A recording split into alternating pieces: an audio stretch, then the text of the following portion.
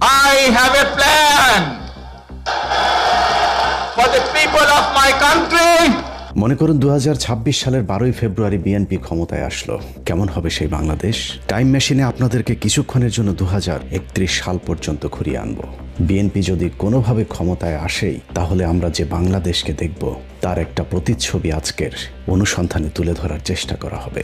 Vote দিব কিসে ধানের শীষে, ভোট দিব কিসে ধানের শীষে। মনে করুন 12ই ফেব্রুয়ারি নির্বাচনে বিএনপি ধানের শীষ বিজয়ী হলো এবং বিএনপি সরকার গঠন করলো। তাহলে বিএনপি 12 তারিখের নির্বাচনে বিজয়ী হয়ে সরকার গঠন করলে কেমন হবে তার ভবিষ্যৎ সরকার, সেটা বুঝতে হলে তার অতীত ইতিহাস একটু দেখে আসতে হবে।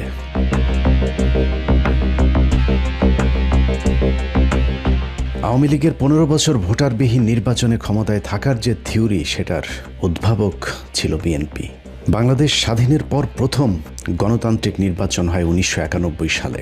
সেই নির্বাচনে বিএনপি ক্ষমতায় আসার পর 1996 সালে প্রথম নির্বাচিত কোনো সরকারের 5 বছর পূর্ণ হয়।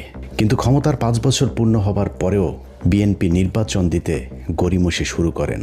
ফলশ্রুতিতে জামাত, আওয়ামী লীগ সহ প্রধান রাজনৈতিক দলগুলো 1996 সালের 15ই ফেব্রুয়ারির সেই পাতানো নির্বাচনকে বয়কট করে। কিন্তু সংকটের সমাধান না করে বিএনপি জোরপূর্বক এক নির্বাচন অনুষ্ঠানের মাধ্যমে আরও এক মেয়াদ ক্ষমতায় থাকার চেষ্টা চালায়।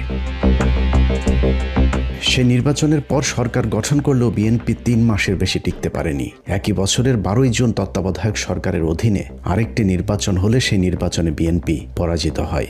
এরপর 1996 সাল থেকে 2001 সাল পর্যন্ত আওয়ামী লীগের ইসলাম বিদ্বেষী সরকারের বিরুদ্ধে একজোট হয়ে বিএনপি, জামায়াত সহ 4টি রাজনৈতিক দল 2001 সালের 1 অক্টোবরের নির্বাচনে আওয়ামী লীগের বিরুদ্ধে রায় দেয় এদেশের মানুষ। 2001 সালে বিএনপি জামায়াত জোট সরকার 5 বছর ক্ষমতায় থাকার পর আবারও ক্ষমতা হস্তান্তরে গড়িমসি শুরু করে বিএনপি।